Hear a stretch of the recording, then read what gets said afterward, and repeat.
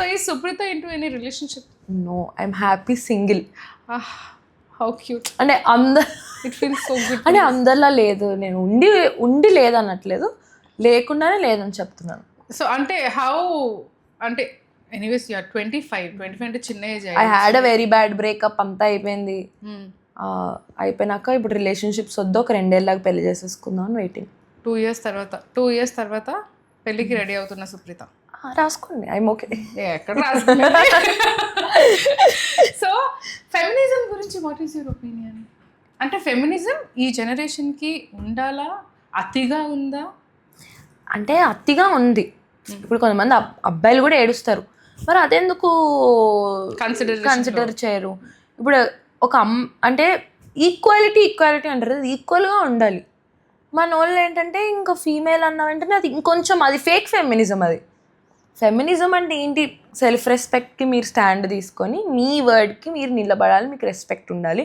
లేదంటే if somebody is abusing your family or your mother or your friend who is a girl అన్నెసెసరీగా abuse చేసి stand తీసుకుంటే okay. వాడు తిట్టకుండానే వాడు తిట్టేసాడని చెప్తే అది ఫెమినిజం ఎట్లా అవుతుంది? అవును. సో రీసెంట్లీ ఇంకొకటి కూడా వచ్చింది కదా, he didn't touch her wantedly but then ఆవిడ టచ్ చేశారని ఒక వీడియో పోస్ట్ చేస్తే ఆయన సూసైడ్ అటెంప్ట్ చేశారు. ఎప్పుడుదో చాలా రోజులు అయినట్టుంది, రీసెంట్ టైమ్స్ లో there is something like that. చూడలేదు. సో అంటే that is what your point is, like you know what exactly it is. Yeah. For whom you are taking a stand. You have to take stand for yourself or your surroundings. నా అనుకున్న వాళ్ళకి females ఎవరైనా ఉండి వాళ్ళకి ఏదైనా problem వచ్చి వాళ్ళని ఎవరైనా ఏదైనా వర్డ్ అంటే, ఎందుకు అమ్మాయిలు కూడా తిడతారు, అప్పుడు ఫెమినిజం ఎందుకు రాదు? అదే ఈ మధ్యనైతే అదే అవుతుంది. ఎప్పటి నుంచో అదే అవుతుంది, అమ్మాయిలే. బట్ దెన్ నేను చూసింది ఎట్లా అంటే, జనరలీ మనం స్టాండ్ తీసుకోవాలి అంటే ఆడవాళ్ళ కోసం మనం నుంచాలనుకుంటా, కానీ వాళ్ళే రివర్స్ తిడతారు. సో అమ్మాయిలు, so you should know whom you should stand for. వాళ్ళకి ఏదైనా తప్పు జరిగితే, ఎవరైనా కానీ ఏ అమ్మాయికైనా ఎప్పుడైనా if somebody needs your presence somewhere, అది మీకు వాళ్ళకి చాలా అవసరం, నిజంగా ఒక అమ్మాయికి తప్పు నిజంగా జరిగి అది మీకు తెలుస్తుంటే అప్పుడు వెళ్ళి నుంచుంటే అది ఫెమినిజం. ఏది అవ్వకుండా మీరు వెళ్ళిపోయి నుంచొని అబ్బాయి తప్పు చేస్తే అబ్బాయిలు అంటేనే తప్పు, అబ్బాయిలే రాంగ్, అబ్బాయిలు కాదు అనుకుంటుంటే అది ఫెమినిజం కాదు. పాపం అబ్బాయిలకు కూడా మనసు ఉంటుంది, ఎందుకంటే నాకు అబ్బాయిల ఫ్రెండ్స్ ఉన్నారు. విరాట్ ఫ్యాన్ కదా, సో విరాట్ ఫ్యాన్. పాపం అబ్బాయిలతో ఫ్రెండ్షిప్ బాగుంటుంది, వెరీ సెల్ఫ్లెస్ ఉంటారు, కొట్టినా ఏం ఫీల్ అవరు. సో ఆ ఫ్రెండ్స్ బ్యాచ్ లో అసలు వీడు ఎందుకురా నా బ్యాచ్ లో ఉన్నది అని ప్రతి ఒక్కడు అదే ఫీలింగ్, కాకపోతే వాళ్ళు లేకుండా నేను ఉండలేను. ఓ నైస్. సో పోనీ అమ్మాయిల్లో అసలు ఇది ఎందుకు ఉందిరా? నాకు అమ్మాయిల ఫ్రెండ్స్ చాలా తక్కువ ఉన్న వాటిలలో చేయనుగా. అసలు ఎంత సింపుల్ గా చెప్పి అమ్మాయిలతో ఫ్రెండ్స్ ఏం మాట్లాడుతున్నాను? అమ్మాయిలతో నేను ఎంతవరకు మాట్లాడలో అంతవరకు మాట్లాడతా అమ్మాయిలతో. ఇండస్ట్రీ బియాండ్ నో, అంటే బియాండ్ యువర్ బౌండరీస్. నో, ఇప్పుడు ఎక్కడ కలిసి హాయ్ ఎలా ఉన్నారు, I very like nicely talk to them, అంత అక్కడి వరకే, ఎక్కువ పూసేసుకునేది ఏమి ఉండదు. అబ్బాయిలు కూడా కొంతమంది ఎవరైతే they very selfless, they see me as Supritha, like not Surekha Vani's daughter, not a celebrity. నన్ను అందరిలానే నన్ను ట్రోల్ చేసి, అంటే ఫ్రెండ్స్ లో నన్ను తిట్టి, అలాంటి ఫ్రెండ్సే నాకు ఉన్నారు. That is what generally one wants.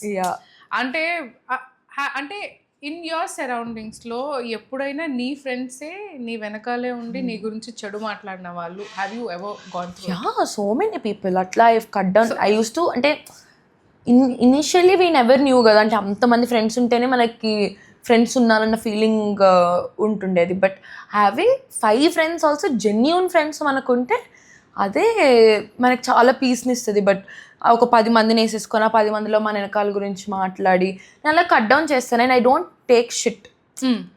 నేను చెయ్యని తప్పుకి నన్ను ఎవరైనా మాట అన్నారంటే అక్కడికక్కడే కడిగేస్తాను నేను. ఓకే.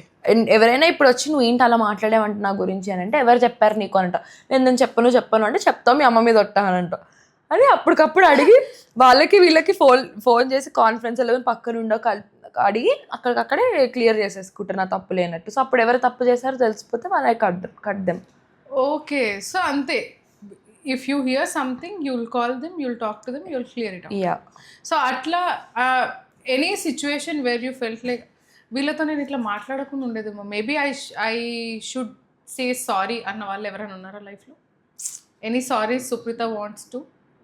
నో, అలా సారీ అప్పటికప్పుడే అలానే ఐ బి వెరీ అంతే, థ్యాంక్ యూ అప్పుడే చెప్పేస్తా, సారీ అప్పుడే చెప్పేస్తా. నాకు క్యారీ ఐ కాంట్ క్యారీ అయిపోతామబ్బా. ఎమోషన్స్ ఎక్కువ తీసుకుంటే నేను ఏది కోపంని క్యారీ చేస్తా, అంటే అది కరెక్ట్ సిచ్యువేషన్ కాదు మాట్లాడడానికి, ఆర్ వాళ్ళతో మాట్లాడి కూడా వేస్ట్ అనుకుని కొంతమంది ఉంటారు కదా. సో జనరల్లీ ఎప్పుడు వస్తుంది సుప్రీతకి కోపం? ఎప్పుడైతే ఫేక్ ఉంటారో మనుషులు, ఎప్పుడు అయితే అంటే అంతే ఫేక్ ఫేక్ జనాలు ఉంటారు కదా, అప్పుడు నాకు అసలు నచ్చరు. అంటే how you get to know that they are fake? వీళ్ళు అండర్స్టాండ్ నో. ఇప్పుడు ఒకప్పుడు ఎట్లా ఉండేటోళ్ళు, ఇప్పుడు కొన్ని నీకు డబ్బు వచ్చినాకో, ఫేమ్ వచ్చాకో, లేకపోతే కొత్త బాయ్ ఫ్రెండ్ వచ్చాక, గర్ల్ ఫ్రెండ్ వచ్చాక నువ్వు మారిపోతే ఎట్లుంటుంది, లేకపోతే కారు వచ్చాక ఎట్లుంటుంది. కారు కొన్నప్పుడు కొంచెం ఎంతో హెడ్ వెయిట్ వచ్చేస్తుంది జనాలకి, కారే కదా. కారు కొంటూ వస్తుంది, ఫాలోవర్లు పెరుగుతూ వస్తుంది, ఇంకేమున్నాయి, ఫేమ్ వస్తే వస్తుంది, వేరే న్యూ ఫ్రెండ్స్, రిచ్ బ్యాచ్ తగిలితే వస్తుంది. కొంచెం ఫేమస్ ఉన్న వాళ్ళు మన ఫ్రెండ్స్ అయినా అన్నట్టు. నేను ఇదివరకు ఎట్లుండేవాడు, ఇప్పుడు ఎట్లున్నావు అనుకుంటే ఇంకా వదిలేసుకోవాలంతే వాళ్ళు. సో సుప్రీత ముందు ఇలానే ఉంది, ఇప్పుడు ఇలానే ఉంది, ఫ్యూచర్ లో ఎప్పటికీ వచ్చిన తర్వాత కూడా ఇలానే ఉంటుందా సుప్రీత? సేమ్ ఆల్వేస్, పక్కా. అరే రాసి పెట్టుకో, ఎప్పటికీ. మళ్ళీ బాగా 10 years తర్వాత నాకు 2 kids వచ్చి ఇఫ్ ఐ గెట్ మ్యారీడ్, 4 పిల్లలు అంటే నేను ఓన్లీ చైల్డ్ కదా, సో నాకు ఆ బాధ ఎట్లుంటుందో తెలుసు. అబ్బా అట్లా అనకు ప్లీజ్. ఏ వద్దు, plan another one, I know planning and all word use చేయడం ఇస్, కానీ బీయింగ్ సింగిల్ చైల్డ్ ఫ్యూచర్లో చాలా ప్రాబ్లమేటిక్గా ఉంటుంది. అది మీకు పేరెంట్స్కి డిప్రెషన్ ఇస్తుంది. మా అమ్మ అదే చెప్తుంది నాకు. అప్పుడు నేను చిన్నప్పుడు అడిగేదాన్ని అంట, నాకు సిబ్లింగ్ కావాలంటే మా అమ్మేమో నన్ను మ్యానిపులేట్ చేసింది. ఇప్పుడు నీకు ఇచ్చే ఒక లవ్ నేను ఇంకొక 2 peopleకి ఇవ్వాలి, అప్పుడు నీకు ఓకేనా అంటే లేదు వద్దు తర్వాత ఫిక్స్ అయిపోయినా. దాని తర్వాత నువ్వు అంటే డాడీది అయిన తర్వాత అనిపించింది, అంటే మనకంటే ఇప్పుడు నేను అమ్మ కాకుండా ఇప్పుడు నాకు ఒక తమ్ముడో చెల్లో, నాకు ఒక అన్ననో అక్కో అంటే ఎంత బాగుండేదిరా అన్న ఫీలింగ్. ఎప్పటికైనా మేమిద్దరం ఉంటాం కదా అప్పుడు. బట్ నాకు అదే అనిపిస్తుంది, అంటే 90s 2000s ఉన్నది విల్ దట్ కంటిన్యూ నౌ ఈ generation? Depends on your parenting. Yeah, so everything depends on parenting. Because అదే అంటారు కదా, ఐ హ్యావ్ సి